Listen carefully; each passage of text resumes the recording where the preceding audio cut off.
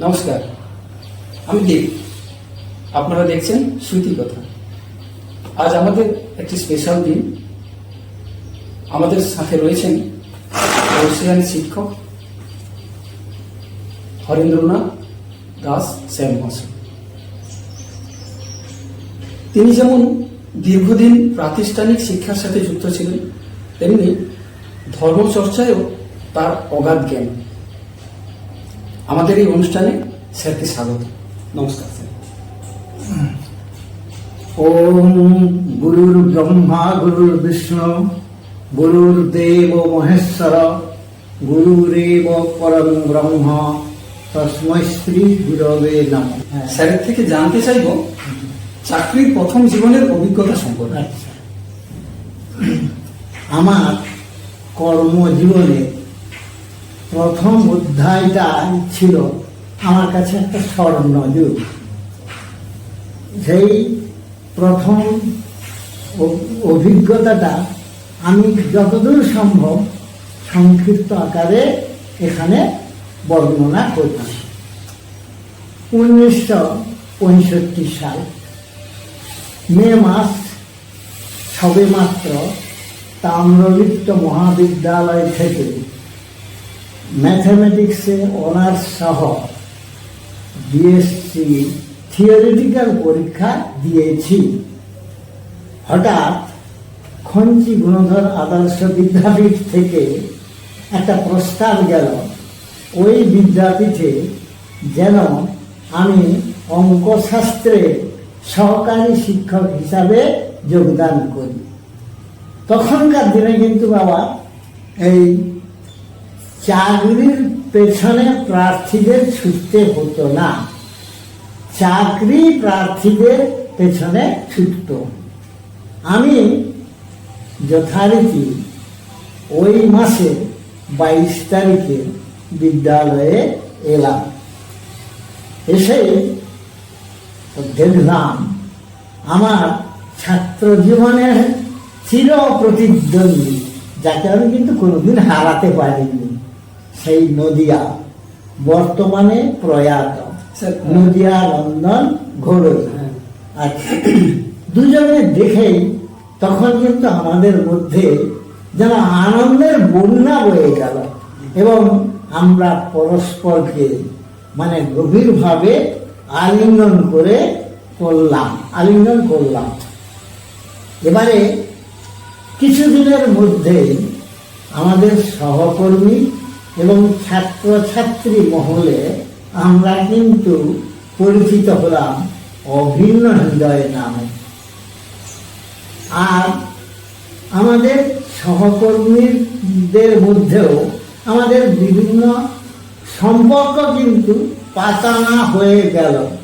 সেই সম্পর্কগুলো যেমন কেউ দাদু, কেউ শ্বশুর, কেউ জামাই, কেউ দাদা, কেউ ছোট ভাই, আবার কেউ হয়তো নাচ জামাই। স্যার, নিজেদের যারা কলিগ তাদের মধ্যেই এরকম একটা সম্পর্ক, তাদের মধ্যেই একটা সম্পর্ক হয়ে গেল।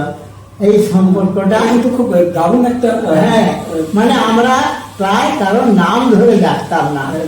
একদমই তাই। কারণ বর্তমান সময়ে আপনারা যে কথাগুলো বলছেন, এগুলো কিন্তু বর্তমান সময়ে আমরা কল্পনা করতে পারবো না, যেখানে আপনাদের স্টাফ রুমে একে অপরের সাথে এরকম একটা সম্পর্ক।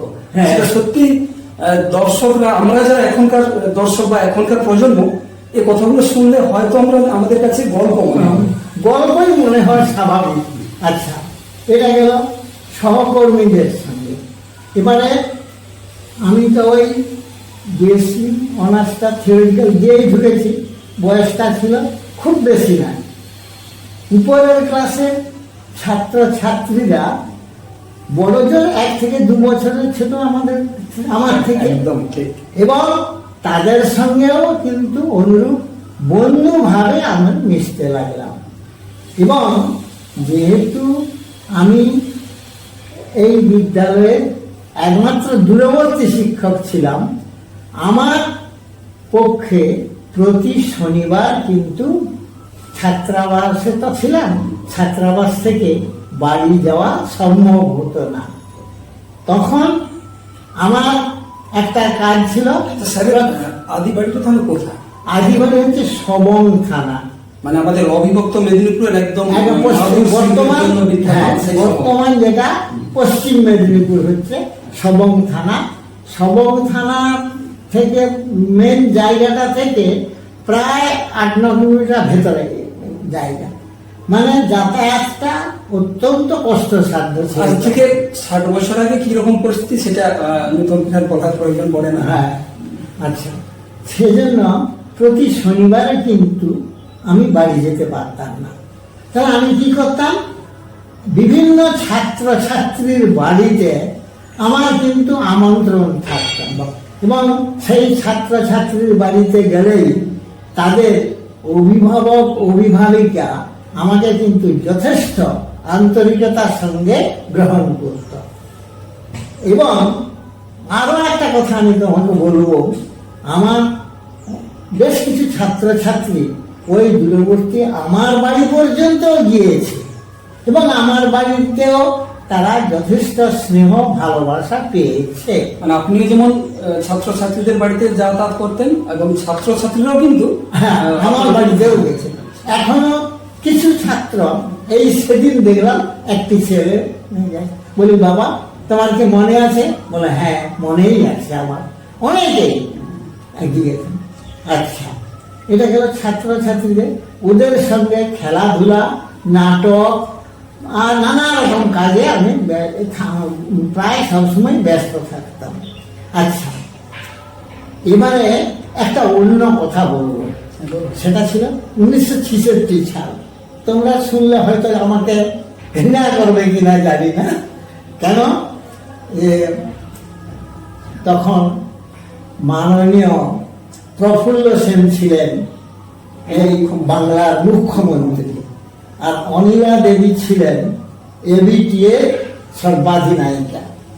এই এবিটি এর পক্ষ থেকে আমরা আইন অমান্য আন্দোলনে যোগ দিই, এবং আইন অমান্য করতে গিয়ে আমরা কিন্তু এই বিচারাধীন বন্দী হিসাবে আমরা মানে আপনাদের অ্যারেস্ট করে আমাদের নিয়ে যাওয়া হলো আলিপুর স্পেশাল জেল।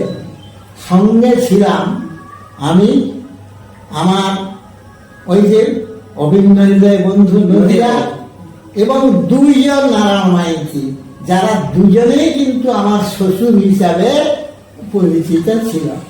আমরা 1 সপ্তাহ পরে বিনা শর্তে আমরা মুক্তি পেলাম। তার মানে আপনারা কারাগারের এই অভিজ্ঞতা কিন্তু আপনাদের আমার সহকর্মীদের, সেই হিসাবে আমি কিন্তু জেল ফেরত আসামি।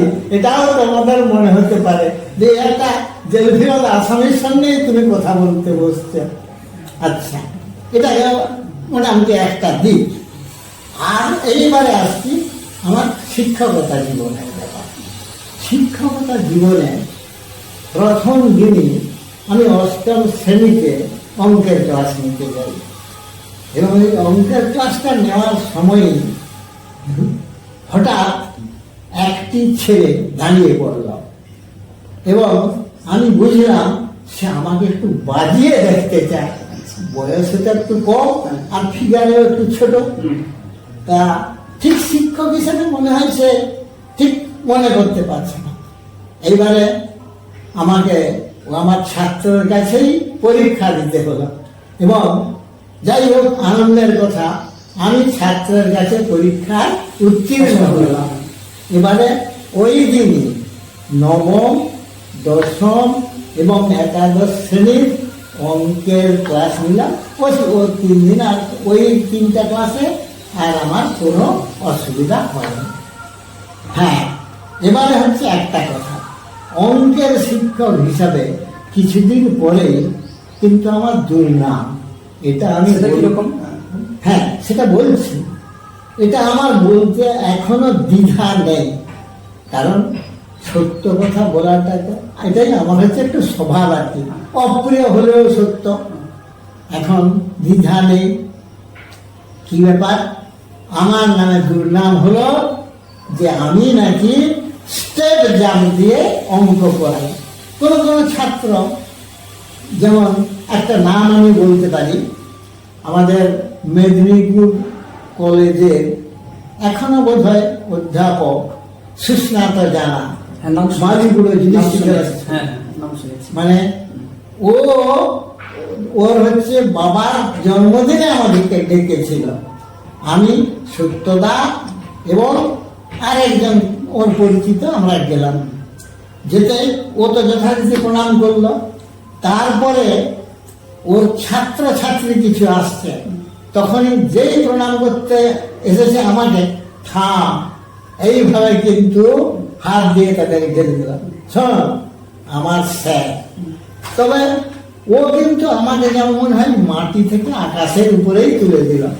ছাত্রের কর্তব্য হ্যাঁ, এটাই হওয়া উচিত। হ্যাঁ, এইরকম ভাবে কোয়ালিফিকেশন অমুক তো ফার্স্ট ক্লাস, কিন্তু আমি ফার্স্ট ক্লাস না, আমি ফার্স্ট ক্লাস নয়।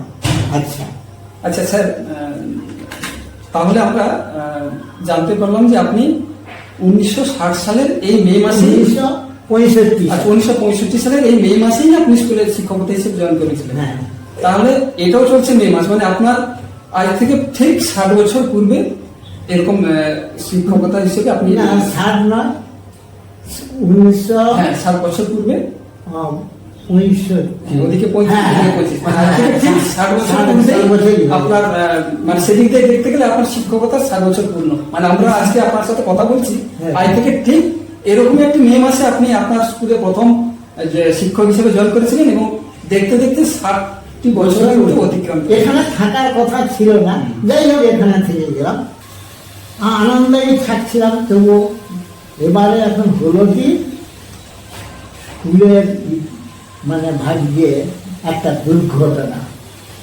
আমাদের তখনকার সংস্কৃত শিক্ষক হরিপদ মান্নার অকাল প্রয়াণ। দিন দুয়েকের মধ্যেই হঠাৎ আমি স্টাফ রুমে বসে আছি, তখনকার প্রধান শিক্ষক ভূপাল প্রসাদ মণ্ডল আমাকে একটু ডেকে পাঠালেন। যেতে তার সামনে এইরকম, যেমন উনি বসে আছেন, তার সামনে আমি এখানে বসলাম। বসতে বলতে সামনে বসে আছেন সহপ্রধান শিক্ষক পরম শ্রদ্ধেয় দেবেন্দ্রনাথ ভূঁইয়া। বসার পরেই উনি প্রশ্ন করলেন, আচ্ছা আপনি তো যখন তখন সংস্কৃত শ্লোক উচ্চারণ করেন, আচ্ছা আপনাকে যদি নবম, দশম কিংবা একাদশ শ্রেণীর ক্লাস দেওয়া হয়, আপনি কি নিতে পারবেন? আমি তখন একটু সবিনয়ে বললাম, স্যার আমার সংস্কৃত ভাষাটা শিক্ষা মাত্র দশম শ্রেণী পর্যন্ত, ওই দশম শ্রেণী। তবে আপনারা যদি আমাকে উপযুক্ত মনে করেন, তবে ক্লাসগুলো দিলে আমি কিন্তু চেষ্টা করে দেখতে পারি। ওরা মানে তখন সহপ্রধান শিক্ষক সঙ্গে সঙ্গে টাইম টেবিলে হরিবাবুর ক্লাসগুলো আমাকে অ্যালট করে দিলেন। তখনকার দিনে কলা বিভাগে নবম, দশম এবং একাদশ শ্রেণীতে তৃতীয় ভাষা হিসাবে সংস্কৃত আবশ্যিক ছিল। ছিলেন একমাত্র মানে অত্যন্ত জ্ঞানী মানুষ ওঙ্কারানন্দ ভট্টাচার্য। তিনি অবশ্যই এখনো বেঁচে আছেন কিনা জানি না, কারণ তিনি কিছুদিন পরেই মানে স্থানান্তরিত হয়ে চলে যায়, অন্যত্র চলে যায়। যাই হোক, তবে তার সঙ্গে আলোচনা করে আমি ঠিক করলাম আমি সংস্কৃত টেক্সট পড়াবো, উনি পড়াবেন সংস্কৃত গ্রামার। এবারে এই যে টেক্সটটা, নামটা কিন্তু আমার এখনো মনে আছে, সংস্কৃত সাহিত্য পাঠমালা। আচ্ছা, ওই টেক্সটটাই আমি আমার নবম, দশম শ্রেণীতে পড়েছি। এবং হয়তো বললে তোমাদের একটু মানে মনে হবে যে স্যার কি সত্যি কথা বলছেন না মিথ্যা কথা বলছেন। আমার আদ্যন্ত একেবারে আমার কিন্তু ওই বইটা মুখস্থ ছিল, প্রোজ, পোয়েট্রি সবই। ক্লাসে গেলাম, ক্লাসে যে যখন ক্লাস নিতে আরম্ভ করলাম, আমি কিন্তু বই ব্যবহার করিনি। আমি মুখে মুখে উচ্চারণ করতেছি। ছেলেরা পোয়েট্রি হলেও তখন উচ্চারণ করতেছি। ছেলেরা কিন্তু অবাক, ছেলে মেয়েরা অবাক, কি ব্যাপার, সে একজন ম্যাথামেটিক্স তথা সায়েন্সের টিচার হয়ে এভাবে সংস্কৃত উচ্চারণ করতেছেন, মুখস্থ বলতেছেন, এটা তাদের কাছে অবাক ঠেকেছিল। কিছুদিনের মধ্যেই কিন্তু আমরা তাদের কাছে একজন প্রিয় সংস্কৃত শিক্ষক হিসাবে স্বীকৃতি লাভ করলাম। এটা একটা বলার। এবারে হলো কি, এই যে স্বীকৃতি লাভ করার পরে এই যে ব্রাহ্মণ যারা, বিশেষ করে এই ব্রাহ্মণ, আমাদের বিদ্যালয়ের সামনে একটা আছে, বিরাট ফুটবল ময়দান আছে। ওই ফুটবল ময়দানের কাছে দুর্গোৎসব অনুষ্ঠিত হয়। আমার এক ব্রাহ্মণ ছাত্র, সে যখন ওখানে পুজো করতে আসে, তার সঙ্গে দেখা হলে সে কিন্তু আমার পা ছুঁয়ে প্রণাম করে। এমনকি যখন হয়তো পুজো মণ্ডপে চলে গেছি, দেখা যাচ্ছে সে পুজো থেকে একটু বিশ্রাম নিচ্ছে। এই প্রশ্নটা আসবো, এই দ্বিতীয় প্রশ্নটাতে আসবে ধর্ম বিষয়ে। না, ওটাকে আমি একটু কমপ্লিট করি, কারণ এই আরেকটু হলেই কমপ্লিট হয়ে যাবে। তারপরে তখনও প্রণাম করে। আবার আজকে যেই বাড়িতে বসে আছি, সেই বাড়ির মালিক শ্রীমান গোপাল কৃষ্ণ সান্ধকী, উদয় হরিদাস চতুষ্পাঠীর প্রখ্যাত অধ্যাপক বলে তো বোধ হয় না? হ্যাঁ, প্রখ্যাত অধ্যাপক। ওর সঙ্গেও যখন যেভাবে যে অবস্থায় দেখা হবে, ও কিন্তু আমাকে পা ছুঁয়ে প্রণাম। এই যে আজকে এক্ষুনি গেলাম, ও আবার সেই পা ছুঁয়ে প্রণাম করছে। আমি আগের যে ব্রাহ্মণ পূজক ছাত্র এবং ওকে উভয়কেই একটা কথাই বললাম, আরে বাবা, তোমরা সৎ নিষ্ঠাবান ব্রাহ্মণ সন্তান, আমি তো অব্রাহ্মণ, তোমরা আমার পা ছুঁয়ে প্রণাম করছো, এটা তো আমার মোটেই ভালো লাগছে না। আপনি যেন অস্বস্তি, আমি একটু অস্বস্তি অনুভব। তখন ওরা বলল, ওরা দুজনেই প্রায় বলে, স্যার আপনি আমার গুরুদেব। আচ্ছা, গুরুর কি কোনো জাত হয়? এই বলে কিন্তু গুরুর প্রণাম মন্ত্র ও উচ্চারণ করে এই শ্রীমান গোপাল। গুরুর কোনো জাত হয়নি, এবং আপনার জন্যই আমরা আজ করে খেতে পাচ্ছি। আমি কিন্তু গর্ব অনুভব করি। এটাই আমার শিক্ষকতা জীবনের শ্রেষ্ঠ প্রাপ্তি বলেই আমি মনে করি। আপনার কাছে পরবর্তী প্রশ্ন যেটি আমাদের দর্শকরা জানতে চায়, আমরা শুনেছি আপনি শিক্ষকতা রূপে যখন স্কুলে জয়েন করেছিলেন অঙ্ক শাস্ত্র হিসেবে, আপনি, আমরা জানি যে আপনার ধর্মচর্চায় অগাধ জ্ঞান রয়েছে, এটা কিভাবে সম্ভব হলো? এটা যদি আপনি দর্শকদের সাথে একটু শেয়ার করেন। আচ্ছা, এই প্রশ্নের উত্তর দেওয়ার প্রথমেই আমি বলবো, তোমরা আমাকে যথেষ্ট ভালোবাসো বা ভক্তি করো, শ্রদ্ধাও করো, তা সেই জন্য এইরকম মন্তব্য করা তোমাদের পক্ষে সম্ভব হলো। আমি কিন্তু তোমার এই বক্তব্যটাকে বিন্দু মাত্র সেটা আপনার বিনয় না, কারণ যাদের বেশি অ্যাকচুয়ালি জ্ঞান থাকে তারা কিন্তু কখনোই নিজেদের জ্ঞানী মনে করে না। আমরা যারা কম বুঝি আমরাই কিন্তু নিজেদের বেশি জাহির করি বর্তমানে। আমি কিন্তু নিজেকে ধর্মচর্চা, ধর্ম সম্বন্ধে আমার যে অগাধ জ্ঞান, আমরা জানি, সেটা আমাদের বিশ্বাস আমরা সেটা জানি। আচ্ছা, যাক, তবে একটা কথা আমি বলতে পারি, সংস্কৃত ভাষাটা আমি মানে ভাষাটাকে আমি শ্রদ্ধা করি। এই জায়গাটাই আমাদের দর্শকরা জানতে চাইবে। সংস্কৃত ভাষাটাকে শ্রদ্ধা করি, তার পিছনে যার অবদান সব থেকে বেশি, তিনি আমার পরম শ্রদ্ধেয় আচার্যদেব, পরম পূজ্যপাদ আমার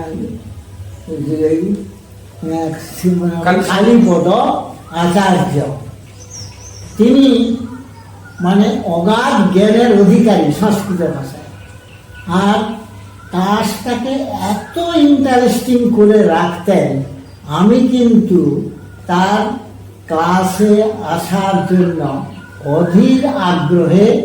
স্যার, ওনাকে আপনি কি কোনো শিক্ষক পেয়েছেন কোনো স্কুলে না কোনো কলেজে? উনি আমার স্কুলেই শিক্ষক, আচ্ছা, আচ্ছা। আমার আচার্য, আচ্ছা, আচ্ছা। আমারই আচার্য, আচ্ছা, আচ্ছা। কালীপদ আচার্য, পরমারাধ্য আচার্য। এখন উনি ক্লাসে আসতেন, ক্লাসে এলে উনি কি করতেন, মানে এই ক্লাসটাকে ইন্টারেস্টিং করে রাখার জন্য নানান দর্থবোধক সংস্কৃত শ্লোক, মানে প্রাসঙ্গিক সংস্কৃত শ্লোক উচ্চারণ করতেন। মানে প্রায় সবগুলো এখনো আমার স্মৃতিগত বর্তমান আছে, তবে আমি এখানে মাত্র দুটা শ্লোক উচ্চারণ করেছি। যেমন হত হনুমতা রাম সীতা হর্ষম উপাগতা রুদ্রন্তি রাক্ষসা সর্বে হা হা রাম হত হত। আচ্ছা, এই যে শ্লোকটা আমি বললাম, এর অর্থটা আপাতত তোমরা মনে হয় বুঝতে পেরেছ। আপাতত কিরকম? আপাতত যে হনুমান কর্তৃক ভগবান শ্রীরামচন্দ্র নিহত হলেন, সীতা দেবী আনন্দিতা হলেন, আর রাক্ষসরা হায় হায় ভগবান শ্রীরামচন্দ্র নিহত হয়েছেন বলে ক্রন্দন করতে লাগলেন। আচ্ছা, এটা কি প্রকৃতপক্ষে ঠিক? মোটেই না। এটা আপাতত বললে লোকটা প্রচন্ড মিথ্যা কথা বলেছে। আপাতত বলছে, যারা সংস্কৃত সম্বন্ধে যাদের সাধারণ একটু জ্ঞান নেই তারাই বলবে, বা বাংলা ভাষা সম্বন্ধে। এটা তাহলে কিভাবে হয়? শুধু এর মূল অর্থটা নিহিত আছে একটা মাত্র সন্ধির মাধ্যমে, হনুমতা রাম।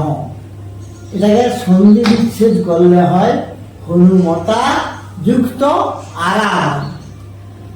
মানে বাংলা বা সংস্কৃতের একই নিয়ম, সন্ধি বিচ্ছেদের। অকার কিংবা আকারের পর অকার কিংবা আকার থাকিলে উভয় মিলিয়া আকার হয়, আকার পূর্ববর্ণে যুক্ত হয়। হনুমতা যুক্ত আরাম, হনুমতা আরাম। আবার আরাম শব্দের অর্থ কিন্তু এখানে অশোক কানন। হনুমান অশোক কানন ধ্বংস করেছিলেন, তাতে সীতা দেবী আনন্দিতা হয়েছিলেন, কিন্তু রাক্ষসরা তাতে বিলাপ করেছিলেন। এই হচ্ছে মূল অর্থ। দ্বিতীয় একটা শ্লোক আমি উচ্চারণ করব। কে শবং পতিতং দৃष्ट्वा দ্রোণহর্ষং উপাগতা রুদ্রন্তি পাণ্ডবা সর্বে হা হা কেশব কেশব। আচ্ছা, এখানে মানে সেই একই রকমের অর্থ। আমরা কেশব বলতে ভগবান শ্রীকৃষ্ণকে বুঝি, তাহলে অর্থটা আপাতত অর্থটা কি দাঁড়াচ্ছে? ভগবান শ্রীকৃষ্ণকে পতিত দেখে দ্রোণাচার্য অত্যন্ত আনন্দিত হলেন এবং পাণ্ডবরা ক্রন্দন করতে লাগলেন। আচ্ছা, এখানে এই অর্থটা কিন্তু আসল নয়, এর অর্থটা নিহিত আছে শুধু একটু উচ্চারণের মাধ্যমে। কিরকম উচ্চারণ? কে শবম, ক ক শব্দের অর্থ জল। আচ্ছা, এই ক শব্দের সপ্তমীর এক বচনে হয় কে। আর তাহলে কি দাঁড়ালো? কে। আর সব মানে তো মৃতদেহ, এটা তো সবাই জানে। তাহলে জলে কে সপ্তমীর এক বচনে, তাহলে জলে সব দেহকে পতিত দেখে দ্রোণ। দ্রোণের আসল অর্থ আরেকটা আছে, কাক। কাক খুব আনন্দিত হলো, কারণ ওই শব্দের উপরে বসে তার মাংস ভক্ষণ করতে পারবে। আমার পাণ্ডব বলতে শৃগাল হয়।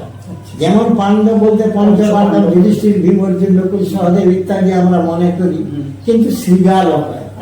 শৃগাল দেখলো কি, যে গভীর জলে স্রোতে শব্দ ভেসে যাচ্ছেন, সেখানে যে এই তো শব্দের মাংস ভক্ষণ করতে পারবে না, অতএব তাদের মনে খুব দুঃখ হয়ে তারা এই মানে ক্রন্দন করতে লাগলো। আচ্ছা। এইটাই হচ্ছে। আচ্ছা। এইরকম বহু শ্লোক তিনি বলেছিলেন যেগুলো এখনো আমার স্মৃতিপটে বিদ্যমান। তাহলে আমরা আপনার এই যে মানে অঙ্ক শাস্ত্র থেকে ধর্মশাস্ত্রে যে আপনার এই যে জ্ঞান, আপনি যেটা বিনয়ের সাথে বললেন যে আপনার যতটুকু যে আপনি ধর্ম বা সংস্কৃতি বললে আপনার ওই আচার্য থেকেই মূলত উৎসাহ বা অবশ্যই আপনার সবকিছু। অবশ্যই। আচ্ছা। মানে আমি এই মুহূর্তে তাকে স্মরণ করে আমার সশ্রদ্ধ প্রণাম জানাচ্ছি।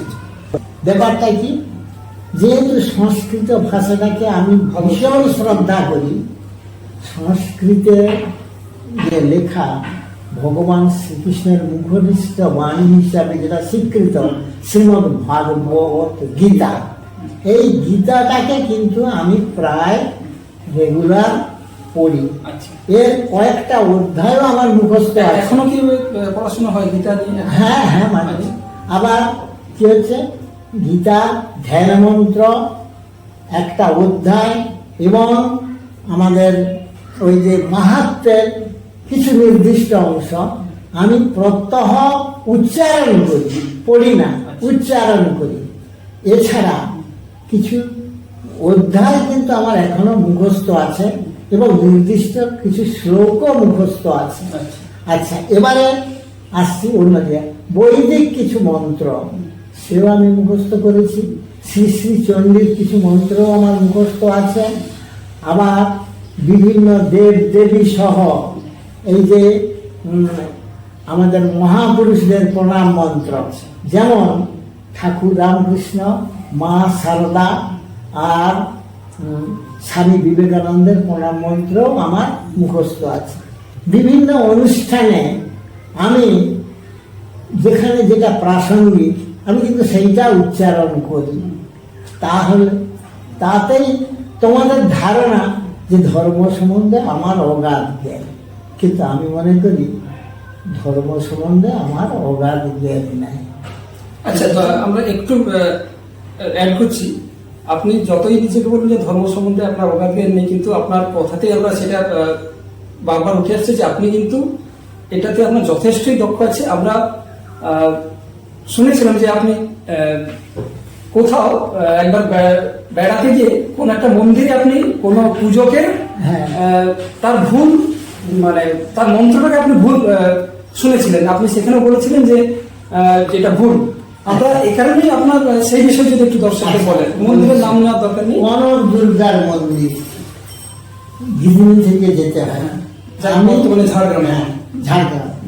আমি আর আমার এক আত্মীয় দুজনে গিয়েছি। এবারে যাওয়ার পরে দেখলাম কনক দুর্গার মন্দিরে বিশাল হল, সেখানে পুষ্পাঞ্জলি দেওয়ার জন্য বেশ কিছু লোক, হল ভর্তি লোক আছে। আমাদের তখন সময় হয়নি, আমরা সামনে একটু বসে আছি। ব্রাহ্মণ ভদ্রলোক, দেখতে অপূর্ব সুন্দর, বয়স খুব বেশি বলতে পারি নিয়ার অ্যাবাউট 50। উনি উচ্চারণ করছেন সরলাগত দীনার্ত পরিত্রাণ পরায়ণে সর্বশান্তি হরে দেবী নারায়ণী নমস্তুতে। আচ্ছা, উচ্চারণটা এই যে আমাদের পুরো ব্রাহ্মণ বাড়িয়ে আছে, তার আসল এটা ভুল আর ঠিক এটা কি দর্শকদের বলবেন? আচ্ছা, এটা হচ্ছে কি শরণাগত দীনার্থ পরিশ্রম পরায়ণে সর্বশান্তি হরে দেবী নারায়ণী নমস্তে। সর্বশান্তি হরে দেবী কথাটার অর্থ কি, যে দেবী সবাইয়ের শান্তি হরণ করে নিচ্ছেন, সেটা কি এই মন্ত্রে আছে? মোটেই নেই। আছে সর্বস্বার্থী, সর্বস্ব যুক্ত অর্থী, মানে সবাইয়ের দুঃখ যিনি হরণ করেন তাকে আমরা প্রণাম জানাই। কিন্তু এতগুলো লোক বসে আছেন, মানে তারা সেই মন্ত্রই উচ্চারণ করে। তার মানে আমরা আমাদের ধারণাটাই ঠিক যে আপনি কিন্তু এই ধর্মশাস্ত্র আপনার অগাধ পাণ্ডিত্য, আমি এই ভাষাটা আবার ব্যবহার করছি কারণ না হলে কিন্তু আপনি এই ওই ব্রাহ্মণের এই ভুলটা ধরতে পারতেন না। এতজন মানুষ থাকার সত্ত্বেও আপনি যে ভুলটা ধরতে পেরেছেন সেটা আপনার পাণ্ডিত্যের কারণেই সম্ভব হয়েছে। না, ওটা আমি জানি বলে আমরা এখানেই দ্বিতীয় প্রশ্নটা শেষ করলাম। শেষ করুন একটু স্যার। এরপরে আমরা জানতে চাই আপনার কাছে, বর্তমান সময়ে ধর্মটাকে আপনি কিভাবে দেখেন? আচ্ছা, এইটা কথা উত্তরটা দেওয়ার আগে আমি কিন্তু একটা অন্য কথা বলবো। হ্যাঁ, বলুন। ধর্ম শব্দটা কোথা থেকে এলো, কি ব্যাপার? ধর্ম শব্দকে বিশ্লেষণ করলে আমরা পাই ধৃ ধাতু সঙ্গে মন প্রত্যয় যোগ করলে হয় ধর্ম, অর্থাৎ যা দেখে চেনা যায় বা ধারণ করে। বিজ্ঞানের জগতে আমরা দুটো ধর্মের কথা জানি, একটা ভৌত ধর্ম আর একটা রাসায়নিক ধর্ম। মানব জীবনেও আমি আপাতত দুটো ধর্ম আছে বলে আমার মনে হয়। সেই দুটো ধর্ম কি? একটা সহজাত, একটা অর্জিত। এই সহজাত ধর্মের সঙ্গে আমি ভৌত ধর্মের এবং অর্জিত ধর্মের সঙ্গে রাসায়নিক ধর্মের একটা সাদৃশ্য আছে বলে মনে করি। এই যে অর্জিত ধর্মটা কিভাবে অর্জন করা যায়, এখানে স্বামী বিবেকানন্দের কথাটাকেই আমি উল্লেখ করি। প্রকৃত শিক্ষার মাধ্যমে এই ধর্ম অর্জন করা যায়। কারণ মানুষের শিশু জন্মগ্রহণের সময় প্রকৃত মানুষ হয়ে জন্মগ্রহণ করেনি, কিন্তু প্রথম বিষয় তার হাত পা চোখ মুখ ইত্যাদি দেখলে আমরা মানুষ বলে মনে করি, কিন্তু সে মানুষ বলে বুঝবো কখন? যখন তার মধ্যে মনুষ্যত্ব ধর্মই থাকবে, এবং সেই মনুষ্যত্ব ধর্মটা অর্জন হবে প্রকৃত শিক্ষার মাধ্যমে। স্বামী বিবেকানন্দ বলেছেন, এডুকেশন ইজ ম্যান মেকিং। ধর্ম শুধু শ্মশ্রু বা শিখায় আত্মগোপন করে নেয়। ধর্ম শুধু নমাজ উপাসনা, যাগ যজ্ঞ পূজা পার্বণের মধ্যে কিন্তু সীমাবদ্ধ নয়। এর দ্বারা কিন্তু ঈশ্বরকে পাওয়া যায় না। তাই তো ওই স্বামীজি বলেছেন, বহুরূপে সম্মুখে তোমার ছাড়ি কথা খুঁজিছ ঈশ্বর, জীবে প্রেম করে যেইজন সেই জন সেবিছে ঈশ্বর। আবার শ্রীমৎ ভগবত গীতায় ভগবান শ্রীকৃষ্ণ কিন্তু অনুরূপ বক্তব্য অনেক জায়গায় বলেছেন। আমি শুধু একটা বক্তব্য বলবো, সর্বভূতাস্থাৎ মানম সর্বভূতানি চাত্মনি ঈক্ষতে যোগযুক্তাৎ মা সর্বত্র সমদর্শিনা। ভগবান শ্রীকৃষ্ণ বলছেন, আমি নিজে সমস্ত প্রাণীর মধ্যেই থাকি, আবার সমস্ত প্রাণী আমার মধ্যেই থাকে। যারা প্রকৃত যোগী তারা এই জ্ঞানটা সম্যক রূপে উপলব্ধি করে। এটি হচ্ছে আসল কথা। এবারে আমরা মানুষ জাতি, আর তিনি আরো বলেছেন যে মানুষ জাতি অত্যন্ত বুদ্ধিমান, আমরা আগে মনে করি অত্যন্ত বুদ্ধিমান।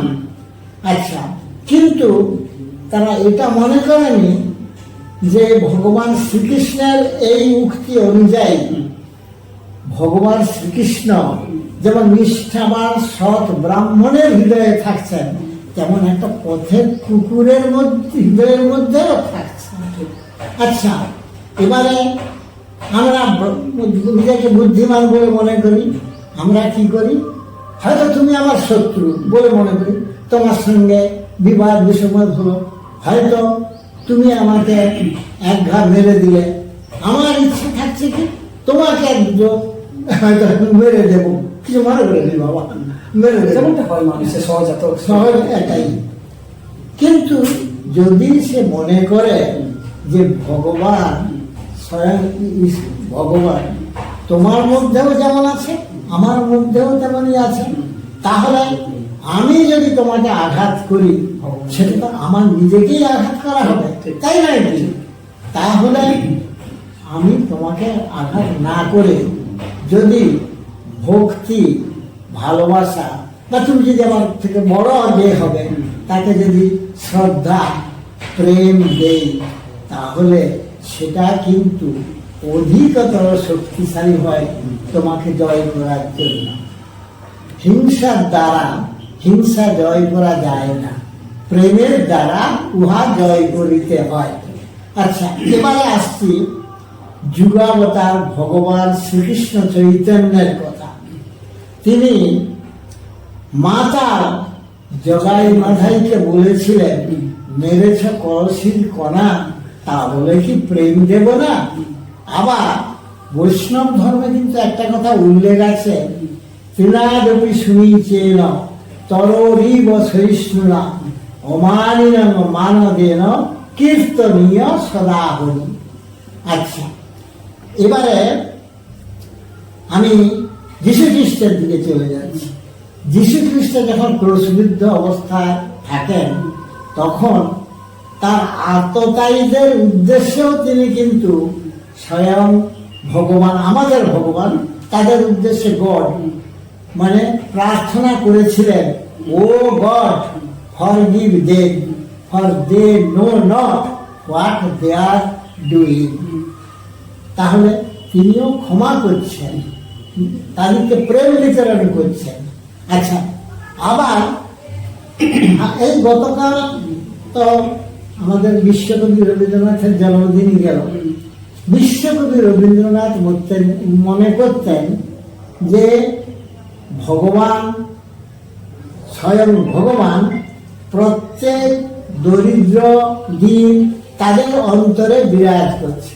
যদি তাদের সেবা করা হয় তাহলেও কিন্তু প্রকৃত ঈশ্বরেরই সেবা করা যায়।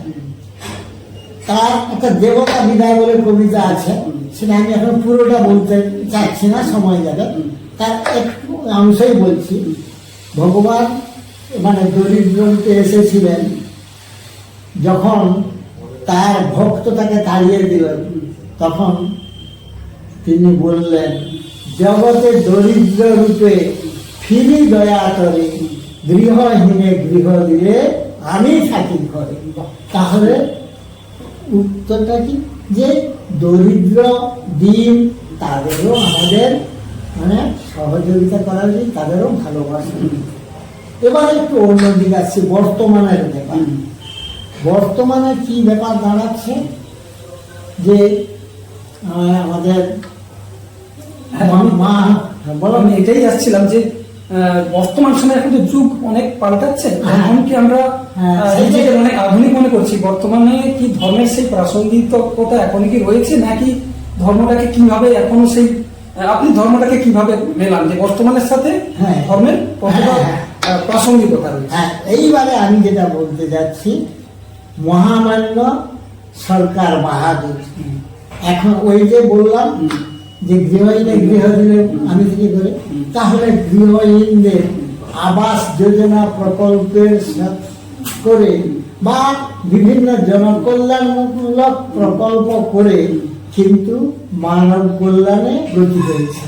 এটা হচ্ছে বর্তমান যুগে সুন্দরভাবে স্যার আপনি তো বললেন, কারণ আপনি গীতার কথা বললেন, বিবেকানন্দের কথা বললেন, যীশু খ্রিস্টের কথা বললেন, আবার রবীন্দ্রনাথের দেবতা বিদায় যে কবিতাটা বললেন, সেই প্রসঙ্গে কিন্তু এই যে বর্তমানে যে সরকারের বিভিন্ন রকম জনমুখী প্রকল্প, তার সাথে কিন্তু সেই ধর্মের আবার সেই ঘুরে ফিরে আবার কিন্তু ধর্মের সাথে যোগাযোগ রয়েছে। তাহলে দেখা যাচ্ছে ওরা এর সঙ্গে বিভিন্ন জনকল্যাণমূলক প্রকল্প চালু করেছে, যেটা নিঃসন্দেহে প্রশংসার জন্য। আবার আমরা দেখতে পাচ্ছি কি রামকৃষ্ণ মিশন বা ভারত সেবাশ্রম সংঘ প্রভৃতি ধর্মীয় সংগঠনও বিভিন্ন প্রাকৃতিক দুর্যোগ বা মহামারীর সময় অন্ন, বস্ত্র, ঔষধ, পানীয় প্রভৃতি দিয়ে জনগণের সেবায় আত্মনিয়োগ করেন। তাদের কিন্তু কোনো স্বার্থ থাকে না, নিঃস্বার্থভাবে আত্মনিয়োগ করে। এটা একটা দিক হলেন বর্তমানে। আবার বর্তমানে আমরা দেখছি বিভিন্ন জায়গায় বিভিন্ন রকম ক্লাব গড়ে উঠছে।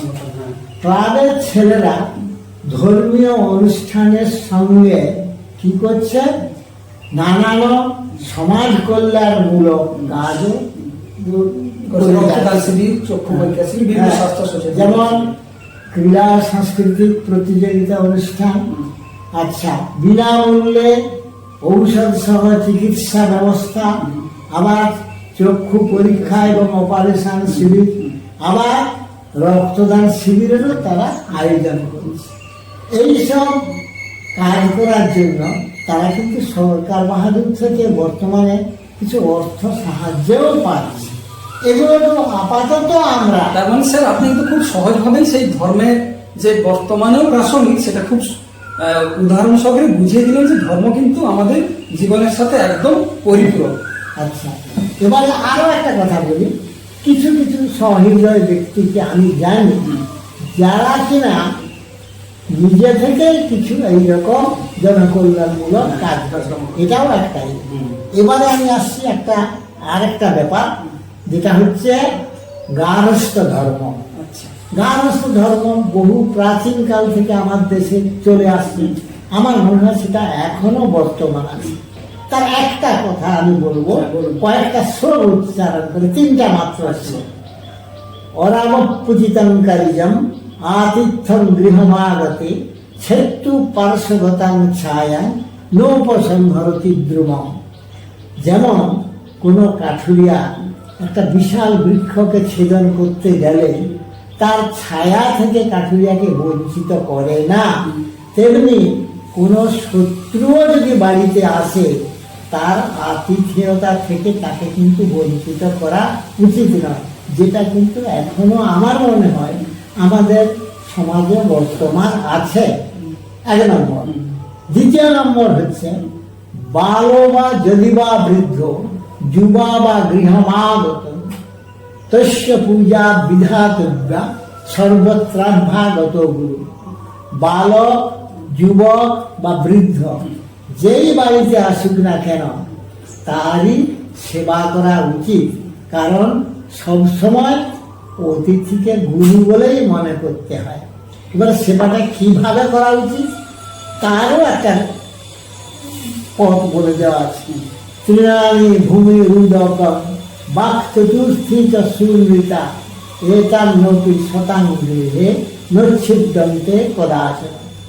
ভূমির উপরে আজকাল তো প্রায় মাটির ভূমি বা মেঝে প্রায় নেই, তবুও আগেকার যুগের কথা, ওই মেঝের উপরে তৃণের আসন বসিয়ে দিতে হয়।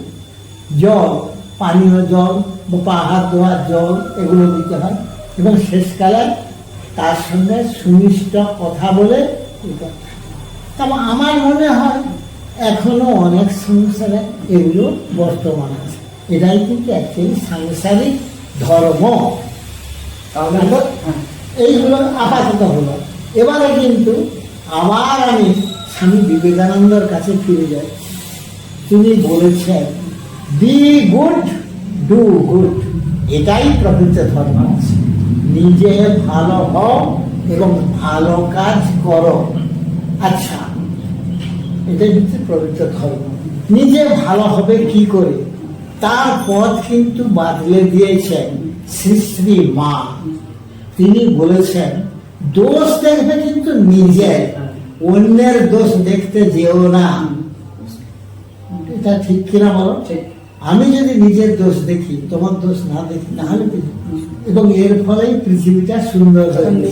নিজের এবারে এটাকে সবাই যদি এটা করে, এবারে এটাকে আমি একটু অন্য ভাষায় বলছি।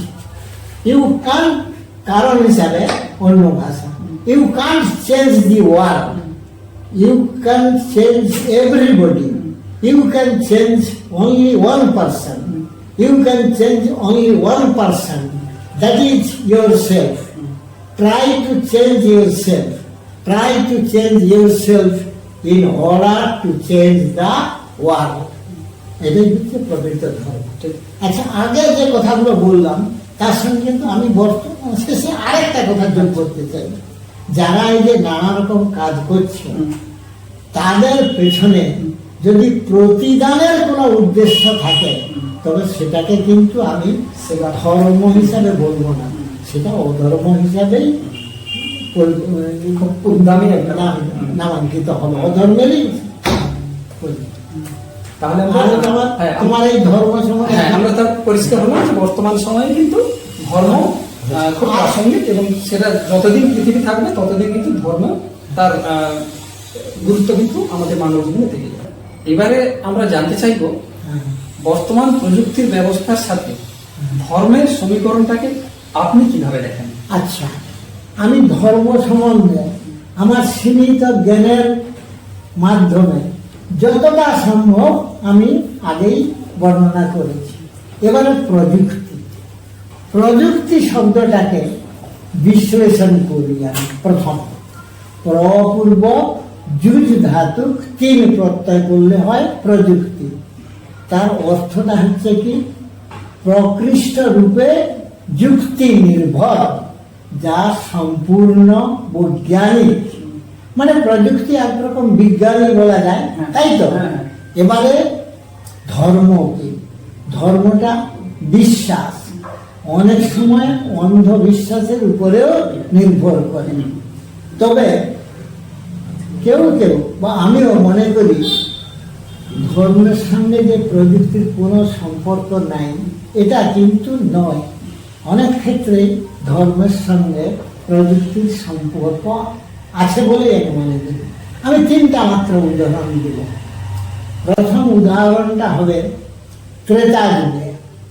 ভগবান শ্রীরামচন্দ্র যখন বনবাসে ছিলেন, সঙ্গে ছিলেন সীতা দেবী। রাক্ষসরাজ লঙ্কাধিপতি রাবণ সীতা দেবীকে অপহরণ করে কি করেছিল? আকাশ পথে রথে চাপিয়ে নিয়ে চলে গেছে।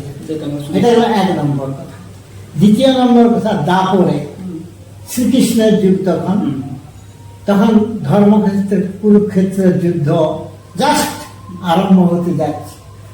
সঞ্জয় দিব্য শক্তি লাভ করে ধৃতরাষ্ট্রকে সুদূর হস্তিনাপুর থেকে কুরুক্ষেত্রের যুদ্ধের সমস্ত বর্ণনা একদম পুঙ্খানুপুঙ্খভাবে ধৃতরাষ্ট্রকে বলেছেন। এটাকে আমি প্রথম শ্লোক ধৃতরাষ্ট্রের শ্রীমদ্ ভগবত গীতা, সেটাই আমি প্রথম উল্লেখ করতে যাচ্ছি। ধর্মক্ষেত্রে কুরুক্ষেত্রে সমবেতা যুদ্ধব মামকা পাণ্ডবাশ্চৈব কিম অপূর্বত সঞ্জয়। তার উত্তরে সঞ্জয় বলছিলেন, দৃष्ट्वा তু পাণ্ডবানীকম ভূভং দুর্যোধনস্তদা আচার্যম উপসঙ্গম্য রাজা বচনম অব্রবীত।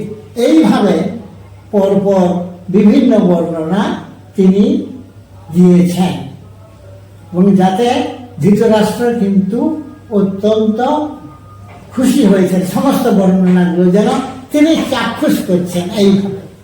এবার তৃতীয় একটা কথা, পিতামহ ভীষ্ম সরসজ্জায় শায়িত, তৃষ্ণার্ত। তৃতীয় পাণ্ডব অর্জুনের দিকে তাকাতেই তিনি কি করলেন? একটা ভূপৃষ্ঠে স্বর নিক্ষেপ করলেন। ভূপৃষ্ঠে স্বর নিক্ষেপ করার ফলে তার থেকে জল উত্তোলিত হয়ে পিতামহ ভীষ্মের তৃষ্ণা তিনি নিবারণ করলেন।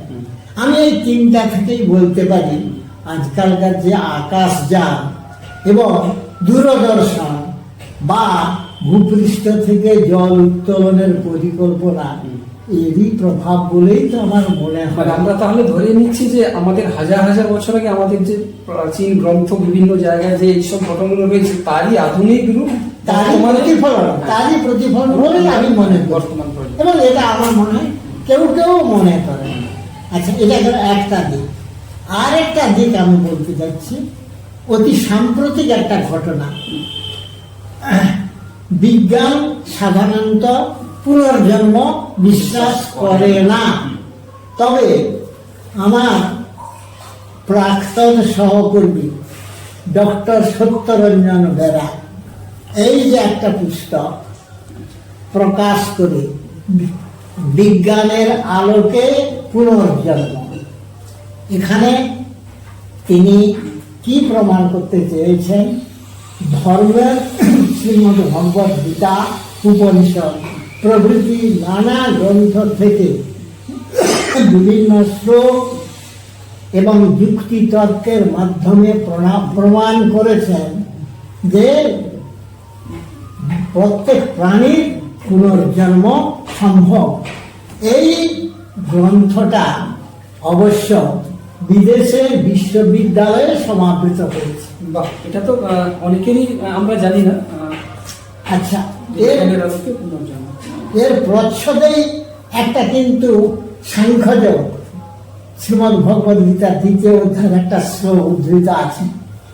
ন তেমাহং জাতু নাসং ন তং নেমে জনাধিপা ন চৈব ন ভবিষ্যাম সর্বে বয়ম অতঃপর।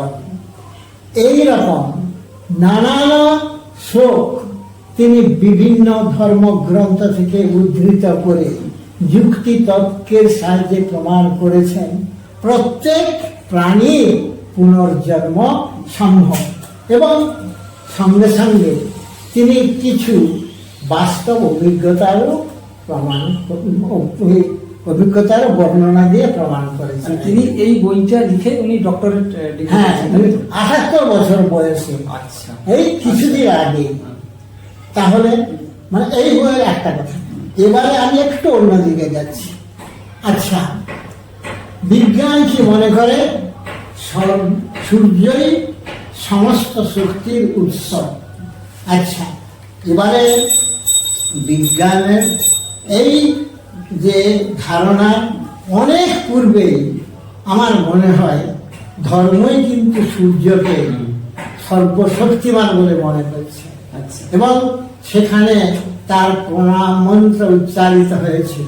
ওম জবা কুসুম সংকাশং কাশ্যপেয়ং মহাদ্যুতে ধন্তারিং সর্বপাপগুণং প্রণতস্মি দিবাকরং। তাহলে সূর্যের যে আগেই হয়েছে এটা নিশ্চয়ই এই মন্ত্র সৃষ্টি হাজার হাজার বছর। আচ্ছা আচ্ছা, এটা যেমন তেমনি বিভিন্ন প্রাকৃতিক বস্তু, আমি সবগুলো নাম করছি না, প্রাকৃতিক বস্তুকেও আমাদের জীবনযাত্রায় একদম অপরিহার্য, এবং তারা না হলে আমাদের জীবন থাকতো। স্যার আইজ্যাক নিউটন তার নেচার অ্যান্ড সায়েন্সের বোধহয় একদম শেষকালের দিকে উল্লেখ করেছেন, in the long run we owe everything to nature. তাহলে এটাই প্রমাণ হচ্ছে যে প্রকৃতি বা থেকে বা ধর্ম থেকে বিজ্ঞানের সৃষ্টি, বা আমি বিজ্ঞানের আঁতুর ঘর বলেই কিন্তু ধর্মকে মনে করি। এইটাই স্যার, এবার আপনার কাছে জানতে চাইব আমাদের যেসব প্রাচীন গ্রন্থ বেদ, রামায়ণ, মহাভারত, এইসব গ্রন্থগুলির প্রভাব আমাদের বর্তমান জনমানসে কিভাবে রয়েছে বলে আপনি মনে করেন? আচ্ছা, বেদ কথাটাই প্রথম আমি বলছি। বেদটা কিন্তু মানে গুরুদেব আগে তার শিষ্যদের মানে মুখে মুখে শেখাবে, তাই বেদের আরেক নাম শ্রুতি। আচ্ছা, এই যাতে একটা শ্লোক আমি প্রথম বলছি, ওম অসতমা সদ্গময় তমসমা জ্যোতির্গময় মৃত্যুর্মা অমৃতঙ্গময় আবির্ময়। এইটা প্রথম কথা। আমি ওইটারই অর্থ বলছি, অসৎ থেকে আমাকে সৎ পথে নিয়ে যাও। আচ্ছা, আজকালের যুগে অসৎ থেকে সৎ পথে কোটা লোক গেছে, যায় না। আবার যখন এই যে শিষ্যদের ব্রহ্মচর্যাশ্রম মানে গুরুদেবের আশ্রম থেকে যখন তার শেষ হয়ে যেত বেদ অধ্যয়ন, আচ্ছা বেদটাকে উনি করতেন কি শুনে শুনে শিখাতেন, তাই বেদের আরো নাম শ্রুতি। তিনি যখন মনে করতেন এর বেদ মানে বৈদিক জ্ঞান সম্পূর্ণ হয়েছে, তখন তাকে গার্হস্থ ধর্মে যাওয়ার অনুমতি দিতেন। তখন তিনি যে উপদেশ দিতেন সেটাকে আচার্য উপদেশ নামে, কারণ গুরুদেবকে আচার্য বলা হয়। তার একটাই মাত্র শ্লোক আমি কথা বলবো, তিনি উপদেশ দেন, তার একটা কথা বলতে যে সত্যং বদ, সদা সত্য কথা বলবো। নাস্তি সত্যাৎ পরো ধর্ম, নাস্তি সত্যাৎ পরম ব্রতম। সত্য থেকে শ্রেষ্ঠ ধর্ম কিছু নাই। কিন্তু আমরা এ বিষয়ে অনেক কথা বলতে পারতাম, কিন্তু সময় হবে সেটাই নয়। তাহলে এখন কিন্তু কেউ সত্য কথা যে সবসময় বলে তা নয়। আবার কয়েকটা কথা আছে। মাতৃ দেব ভব, পিতৃ দেব ভব, আচার্য দেব ভব, অতিথি দেব ভব, দরিদ্র দেব ভব, মূর্খ দেব ভব। মাতা পিতা শিক্ষক, তারপরে অতিথি বা দরিদ্র মূর্খ সবাইকে এখন কি দেবতা বলে জ্ঞান করে? আমার মনে হয় সবাই সেরকম। আবার একটা কথা আছে, শ্রদ্ধা দেয়ম অশ্রদ্ধা অজম, শ্রিয়া দেয়ম দিয়া দেয়ম সঙ্গীরা দেয়। শ্রদ্ধা সেই দান করা উচিত ইত্যাদি। তাহলে এটা খুব একটা যে আছে এখন, আমার এটা এখন আপাতত মনে হয় না। এটা গেল প্রথম বেদের কথা। এবারে মহাভারত। মহাভারতের বিভিন্ন চরিত্রের যে সমস্ত গুণাবলী আছে, আমি প্রত্যেকটি চরিত্রের গুণাবলী এখানে আর উচ্চারণ করব না। আচ্ছা, সেই গুণাবলী কি আমরা এখন পালন করে চলি? আমার মনে হয় আমরা সেরকম কেউ চালক। ঠিক একই কথা রামায়ণ প্রসঙ্গেও আমি বলতে পারি। তবে যদি সময় থাকতো আমি প্রত্যেকটা চরিত্রকে বিশ্লেষণ করতাম, কিন্তু সুতরাং আমি এই প্রশ্নের উত্তর তাহলে এইখানেই শেষ করব। স্যার, আপনি খুব সুন্দরভাবে বললেন আমাদের প্রাচীন যেসব গ্রন্থগুলো ছিলেন তার সাথে বর্তমান সময়ে আমাদের যে জনমানসের যে প্রভাব সেটা বললেন। আমরা জানি মহাভারতের প্রসঙ্গে আপনি তুললেন, মহাভারতের অনেক চরিত্র রয়েছে যার কাছ থেকে আমরা অনেক আদর্শ অনেক কিছু জানতে পারি। কিন্তু আপনার মতে মহাভারতের সবচেয়ে প্রিয় বা আদর্শ চরিত্র আপনি কাকে মনে করেন? আচ্ছা, তোমার এই প্রশ্নের উত্তরে প্রথম আমি বলবো, আমি কিন্তু কর্ণকেই সব থেকে মহাভারতের আদর্শ চরিত্র বলে মনে করি। আচ্ছা, এবারে প্রশ্ন কেন? ইন্টারেস্টিং, কারণ আমরা সবাই পাণ্ডব পক্ষের শ্রীকৃষ্ণ মনে করি। তো শ্রীকৃষ্ণ কথাটাকে কিছুটা বাদ দিতে পারি আমি। তো শ্রীকৃষ্ণ যুদ্ধক্ষেত্রে অনেক অন্যায়ের আশ্রয় নিয়েছেন, কিন্তু কেন? তিনি বলেছেন অদায়দায়ী ধর্মস্য গ্লানির ভবতি ভারত অভ্যুত্থানম অধর্মস্য তদাত্মানং সৃজাম্যহ পরিত্রাণায় সাধুনাং বিনাশায় দুষ্কৃতাং ধর্ম সংস্থাপনার্থায় সম্ভবামি যুগে যুগে। তার মানে অধর্মের হাত থেকে ধর্মকে রক্ষা করার জন্যই তিনি করেছেন। আচ্ছা, এই কথাটাকে আমি, তিনি তো সর্বময় কর্তা, তার কথা বাদ দিয়ে এনে বলছি। এবার এটা বলতে গেলে আমি কিন্তু একটা কর্ণভারণ বলে নাটকের কিছু অংশ আমি এখানে উদ্ধৃত করব, একটু সময় লাগে। আচ্ছা, কর্ণ ছিলেন দুর্যোধনের মানে কৌরব পক্ষের একজন সেনাপতি, তাই করে বলতে পারেন। আচ্ছা, কারণ দুর্যোধন একবার তাকে অপমান থেকে রক্ষা করার জন্য অঙ্গরাজ্য প্রদান করেছিল। এইবারে যখন কুরুক্ষেত্রের যুদ্ধে দুর্যোধন মানে অগ্রসর হচ্ছেন, তার রথের সারথি ছিলেন শল্যরাজ। এবারে যে একজন থাকে মানে বলছেন, এসো হি অত্যুগ্র দীপ্তি বিশদ সমারে অগ্র গণ্য সৌর্যে যে সম্প্রতি শোকম উপেতি ধীমান ধীমান প্রাপ্তে বিদাগ সময়ে ঘনরাশি রুদ্ধ সূর্য স্বভাব রুচিমান এবং ভাতি কর্ণ। এখন সূর্য হচ্ছে কর্ণ মানে বীর শ্রেষ্ঠ। যুদ্ধক্ষেত্রে তার নাম সর্বাগ্রে উচ্চারণ করতে হয়, কিন্তু তার মনের মধ্যে একটা প্রচন্ড দুঃখ ছিল, যাতে তাকে কি মনে হচ্ছে যে সূর্য যখন দুপুরবেলা তার তো তেজ প্রচন্ড থাকে, কিন্তু একটু যখন মেঘাচ্ছন্ন হয়ে যায় তার মুখটা সূর্যটা একটু কালো কালো মনে হচ্ছে। এবং এই কর্ণ মনের দুঃখে তার মুখটা সেই রকমই কালো কালো হয়ে গেছে। এবারে তিনি বলছেন, আমরা সবাই জানি আপাতত কর্ণ, তাহলে প্রথম কথা যেটা বললাম এই যে দুর্যোধনের প্রতি, তিনি কিন্তু দুর্যোধনকে একদম ভালো বা কৌরবীকে ভালো বলে মনে করতেন না, কিন্তু তার প্রতি কৃতজ্ঞতা বশতই তিনি কৌরব পক্ষ অবলম্বন মানে ওই যে তাকে অঙ্গরাজ্য, হ্যাঁ, সম্মানে তাকে একটা সম্মানের জায়গা দিয়েছিলেন। এটা দ্বিতীয়টা কথা হচ্ছে, আমরা জানি তিনি সুতপুত্র রাধেয়, কিন্তু প্রকৃতপক্ষে তিনি তো কুন্তির নন্দন। আচ্ছা, এবারে সেই কথাটাই তিনি মানে খুব আক্ষেপ করে বলছে। কুন্তিকে তিনি একটা প্রতিশ্রুতি দিয়েছিলেন যখন তার সঙ্গে প্রথম পরিচিত হয়, যে আমি মানে কুন্তি চেয়েছিলেন ওর পক্ষে পাণ্ডব পক্ষে যোগ দিক, এবং তাহলে জয় কুরুক্ষেত্রের জয় অনিবার্য, এবং তাকে ওইখানে হস্তিনাপুরের সিংহাসনে বসাবেন। কিন্তু তিনি যেহেতু কৃতজ্ঞতা বসে কৌরব পক্ষ ত্যাগ করেননি।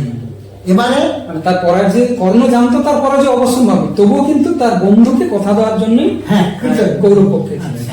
এবারে তিনি যেটা বলছেন, পূর্বং কুন্তাং সমুৎপন্ন রাধেয় ইতি বিশ্রুত যুধিষ্ঠিরা দয়স্তেমে যবিয়াংশস্তু পাণ্ডবা অয়ংশ কাল ক্রমলব্ধ শোভন গুণপ্রদর্শ দিবসোয়ম আগত নিরর্থমস্ত্রং চ ময়া হি শিক্ষিতং পুরশ্চ মাতুর বচনেন বাধিত। তিনি নিজেই যখন জানতে পেরেছেন, আশ্বাস করছেন যে পূর্বে আমি কুন্তির নন্দন হয়ে জন্মগ্রহণ করেও সুতপুত্র রাধেয় নামে পরিচিত হয়েছি, কিন্তু যুধিষ্ঠির প্রভৃতি বাকি পঞ্চপাণ্ডব আমার ভাই, কিন্তু যেহেতু আমি কৌরব পক্ষে, আমি ইচ্ছা করলে পঞ্চপাণ্ডবের প্রত্যেককে হত্যা করতে পারবো, কিন্তু মাতৃভক্তি, মায়ের কাছে শপথ করেছেন অর্জুন ছাড়া কাউকে তিনি হত্যা করবেন না। এটা কিন্তু মাতৃভক্তির তার একটা বিরাট নিদর্শন। এবারে আরো কিছু আছে, আমি সেগুলো বাদ দিয়েই বলছি। উনি অস্ত্র শিক্ষা লাভের জন্য জামদগ্ন অর্থাৎ জামদগ্নির পুত্র পরশুরামের কাছে গিয়েছিলেন। পরশুরাম বলেছিলেন, আমি ব্রাহ্মণ ছাড়া ক্ষত্রিয়কে কোনো শিক্ষাদান করি না। তখন কিন্তু কর্ণ মানে শিক্ষা লাভের, মানে ওই জামদগ্ন মুনির কাছে শিক্ষা লাভের এত ইচ্ছা যে একটু মিথ্যা কথা বললেন যে আমি ক্ষত্রিয় না। এই বলে তিনি তার কাছে শিক্ষা লাভ করতে গেলেন। প্রায় শিক্ষা সমাপ্ত হওয়ার পরে গুরুদেবের সঙ্গে তিনি কিন্তু যজ্ঞ কাঠ ফল মূল ইত্যাদি আহরণের জন্য বনে ভ্রমণে গিয়েছিলেন। বনে ভ্রমণ করতে করতে গুরুদেব বয়সজনিত কারণে খুব দুর্বল হয়ে পড়ল, এবং তখন মানে কর্ণের অঙ্কে মস্তক স্থাপন করে তিনি নিদ্রামগ্ন হলেন। তখন কি একটা ঘটনা হলো, যেটা কর্ণ নিজেই বলেছেন, কৃত্যে বজ্রমুখের নাম কৃমিনা দৈবান মম হৃদয়ে নিদ্রাচ্ছেদ ভয়ান অসহ্যত গুরুর ধৈর্যা তদা বেদনা উত্থায় ক্ষতজাপ্লুত সহসা রোষানোদ্দীপিত বুদ্ধা মাংস শাপ কাল বিফলান্নস্ত্রামিতে সন্তিতি। তখন কি হলো, বজ্রমুখ নামে একরকম কৃমি তার গুরুদ্বয়ে দংশন করে, ফলে প্রচুর রক্ত ক্ষরণ হতে পারে। সেই রক্ত যখন গুরুর দেহ স্পর্শ করল, তখন কিন্তু গুরুদেবের ঘুম ভেঙে গেল, তিনি নিদ্রামগ্ন হলেন।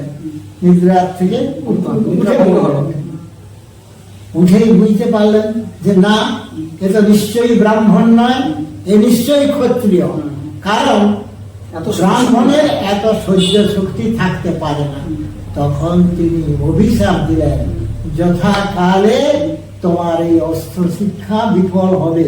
এটা কিন্তু আমরা পরবর্তীকালে লক্ষ্য করেছি। কিন্তু এখানে তার গুরু ভক্তি, গুরুর জন্য কিরকম ভাবে অসহ্য বেদনা আসবে, এটাও একটা শিক্ষার বিষয়।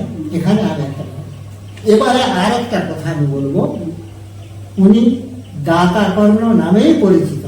এখনো কিন্তু সমাজে অনেকে এই দাতা কর্ণ কথাটা প্রচলিত আছে, তাই তো? এখন অর্জুনকে বধ করতে হলে, অর্জুনকে বাঁচিয়ে রাখতে হলে কর্ণকে কিন্তু হত্যা করতেই হবে। ইন্দ্র স্বয়ং অর্জুনের পিতা মনে হচ্ছে, আমার যতটা মনে হয়, উনি ব্রাহ্মণ বেশে হাজির হলেন, বলছেন মহত্তরাং ভিক্ষাং যা আছে। তখন আমি শ্রেষ্ঠ ভিক্ষা প্রার্থনা করি। তখন কর্ণ বললেন, যা কৃতার্থ গণনাম অহমদ্য লোকে রাজেন্দ্র মৌলি মণিরঞ্জিত পাদ পদ্ম বিপ্রেন্দ্র পাদ রজসা তু পবিত্র মৌলি কর্ণ ভবন্তম অহম এস নমস্করণি। যা তো আমি আজকে কৃতার্থ হলাম, কারণ আমার যে শিব, আমার যে পাদপদ্ম, সমস্ত শ্রেষ্ঠ রাজাগণের যে মণিরঞ্জিত যে মুকুট আছে সেগুলো আমার পাদপদ্মে লুটে পড়ছে। আমার এই যে মুকুট সহ এই শিব শ্রেষ্ঠ ব্রাহ্মণদের পাদপদ্মে লুটিয়ে পড়ে। তা আজকে সেইরূপ কর্ণ আমি আপনাকে প্রণাম জানাচ্ছি। তখন সেই ব্রাহ্মণ বেশি ইন্দ্র ভাবলেন, কিন্নু খলয়া ময়া বক্তব্য, আমি কি বলে আশীর্বাদ করিব? যদি দীর্ঘায়ুর ভবেতি বক্সে দীর্ঘায়ুর ভবিষ্যতি, যদি ন বক্সে মূঢ় ইতি মাং পরিভবতি, তস্মাৎ উভয়ং পরিবৃত্ত কিন্নু খলু বক্ষ্যামি।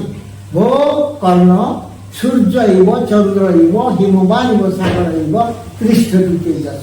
একটু বাংলা করে বলি যে তখন তো প্রণাম করলে একটা নিয়ম আছে আশীর্বাদ করার। সাধারণত আমরা আশীর্বাদ করি দীর্ঘায়ু হও।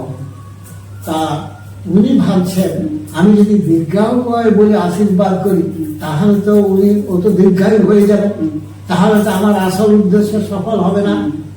আর যদি না বলি তাহলে আমাকে লোক বোকা বলে ভাববেন। অতএব কি করব, যে এই দুটো কথাই পরিত্যাগ করে একটা অন্য কথা বলি। কি কথা? ভো কর্ণ সূর্য ইব চন্দ্র ইব হিমবান ইব সাগর ইব তিষ্ঠতু তেজস। সূর্য চন্দ্র বিরাট হিমালয় বা সাগরের ন্যায় তোমার যে প্রশংসা প্রতিষ্ঠিত হোক।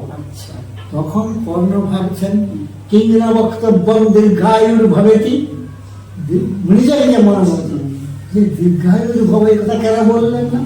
অথবা এত দিবস, আচ্ছা না যাই বলুন, এটাই মঙ্গলজনক। কেন? ধর্মই যত্নই পুরুষের সাধ্য ভুজঙ্গ জিহ্বা চপলা নিপশ্রিয় তস্মাৎ প্রজাপালন মাত্র বুদ্ধ্যা হতেষু দেহেষু গুণা ধরন্তি।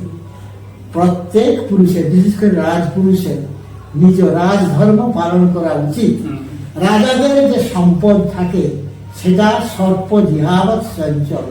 অতএব বুদ্ধি প্রয়োগ করে যদি প্রজা পালন করা যায় তবে তার দেহান্তর হলেও সে কিন্তু চিরস্মরণীয় হয়ে থাকবে। এই কথা বলে এবারে বলছে তাহলে ঠিক আছে, কি কি সে আবার বলছে যে মহত্তরাং ভিক্ষাং যায়, শ্রেষ্ঠ ভিক্ষা। উনি নানা রকম তার সম্পদের কথা বলছেন, তার সমগ্র রাজ্যও তাকে দিতেছে, কোনোটাতেই কিন্তু উনি রাজি হলেন না। শেষকালে উনি বললেন তেমন মত ছিল দাদা, তাহলে আমি আমার মাথাটাই দেব। তখন অবিহা অবিহা ঘোর অমঙ্গল ঘোর অমঙ্গল।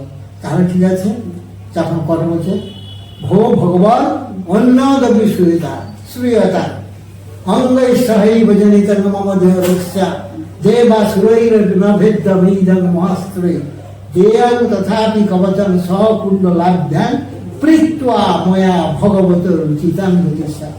হে ভগবান, আপনি যদি চান আমি আমার সহজাত যে কবচ কুণ্ডল আছে যা দেবতা বা অসুর দ্বারাও কিন্তু ভেদ্য নয়, অথচ তাহলে আমি তো চিরদিন হয়ে থাকবো। আপনার যদি ইচ্ছা হয় তাহলে এইটাকেই আমি বের করে আপনাকে দিয়ে দেব। তখন সৈন্যরাজ বলছে নদাতের বল, নদাতের বল। বলছে না না না, দিও না, দিও না। তার বলছে মানুষ, তুমি চুপ করো, কথা বলো না। শিক্ষা ক্ষয়ং গচ্ছতি কাল পড়তে সুবদ্ধ মূলা নিপতন্তি পাদপা জলং জলস্থান গতং চ শুষ্যতি হুতং চ দত্তং চ তথৈব তিষ্ঠতি। আমরা যে শিক্ষা লাভ করি সেটা কিন্তু কালক্রমে নষ্ট হয়ে যায়। যেমন আমার বয়স হয়ে গেছে, অনেক শিক্ষা আগে যেটা লাভ করছিল সব আমার তো মনে নেই। এখন যখন বাচ্চা নাতনিকে যখন অঙ্ক করাতে যাই মনে হয় আমি ভুল করতেছি, তাহলে এটা ভুল হয়ে যাচ্ছে। সুবদ্ধ মূলা নিপতন্তি পাদপা, যে সমস্ত বিরাট বৃক্ষ আছে তার যে মানে শিকড় টিকড় যে মাটির ভেতরে থাকে সেও কিন্তু পড়ে যেতে পারে। আর কিন্তু জলস্থান গতন্ত শুষ্যতি, এই যে জলস্থল জল সেও কিন্তু শুকিয়ে যায়, কিন্তু যজ্ঞের প্রদত্ত আহুতি বা দান করা জিনিস কখনোই শেষ হয় না। অতএব কিছু বলে এই বলে দান করে মানে কেটে তিনি কবচকুণ্ডল তার হাতে তুলে দিলেন। জেনে শুনেই তার মৃত্যুবান তুলে দিলেন। আচ্ছা, এইবারে আরেকটু আছে শুধু, মানে তাহলে কত বড় দাতা করলেন তিনি, নিজের মৃত্যুবান নিজেই তুলে দিলেন অন্যের হাতে। এবারে আরেকটা কোথায় আমি বলবো, এইটা ইন্দ্র তো নিয়ে চলে গেছেন, এবারে আরেকজন ব্রাহ্মণ এসে বলছেন যে কবচ কুণ্ডল গ্রহণা পশ্চাৎতাপেন পুরন্দরেনানুগৃহীত পাণ্ডবের শেখ পুরুষ পদার্থম অমোঘমস্ত্রম বিমলা নাম শক্তিরিয়ম গৃহ্যতা। যে তোমার কবচ কুণ্ডল গ্রহণ করার পরে ইন্দ্র অনুতপ্ত হয়ে তোমাকে একটা অব্যর্থ মানে অস্ত্র দিচ্ছেন, তার নাম বিমলা, এবং তাতে তুমি পাণ্ডবদের যে কোনো একজনকে বধ করতে পারো। তখন তিনি আবার মহত্বের পরিচয় দিলেন, না দত্তস্য প্রতিগৃহ্ণামি, আমি যেটা দান করেছি তার প্রতিদান আমি গ্রহণ করব না। এটা একটা কত বড় মহত্বের পরিচয়। তারপরে সেই ব্রাহ্মণ বলছেন, আচ্ছা ননু ব্রাহ্মণ বচনাৎ গৃহ্যতাম, তুমি ব্রাহ্মণ বচনের কারণে গ্রহণ করো। তখন কিন্তু ব্রাহ্মণের প্রতি শ্রদ্ধা বশত তিনি বললেন, আচ্ছা ঠিক আছে আমি গ্রহণ করব। কদালভ্য যদা সরসি তদা লভস্য, যখনই স্মরণ করবে তখনই গ্রহণ করবে। কিন্তু দুঃখের বিষয়, সেই অস্ত্রটা রেখেছিল অর্জুনকে বধ করার জন্য, কিন্তু সেটা সম্ভব হয়নি। সেটা ভগবান শ্রীকৃষ্ণের চক্রান্তে ঘটোৎকচকে বধেই রেখেছে। তাহলে এই সব নানান কারণে আমি কর্ণকে, কর্ণের অনেক মহৎ দিকগুলো যেগুলো আপনার এই জন্যই আমি কর্ণকে শ্রেষ্ঠ চরিত্র বলেই মনে করি। যাক, এইবার আপনার আলোচনার মাধ্যমে আমরা কর্ণের যে অজানা দিকগুলো সেগুলো আমরা কিন্তু জানতে পারলাম, এবং কর্ণের যে মহানুভবতা সেটা আমরা সত্যিই জানলাম যে আপনি কেন এত চরিত্রের মাঝে কর্ণকেই শ্রেষ্ঠ আইডল হিসেবে বা আদর্শ হিসেবে মনে করেন। আমরা স্যারের থেকে অনেক কিছু জানলাম, কিন্তু স্যারের থেকে এখনো অনেক কিছু আমাদের জানা বাকি রয়েছে, যেটা নিয়ে আমরা খুব শীঘ্রই স্যারকে নিয়ে আমরা আবার পরবর্তীতে খুব শীঘ্রই ফিরছি। আজকের মতো স্যার ভালো থাকবেন, নমস্কার। আমাদের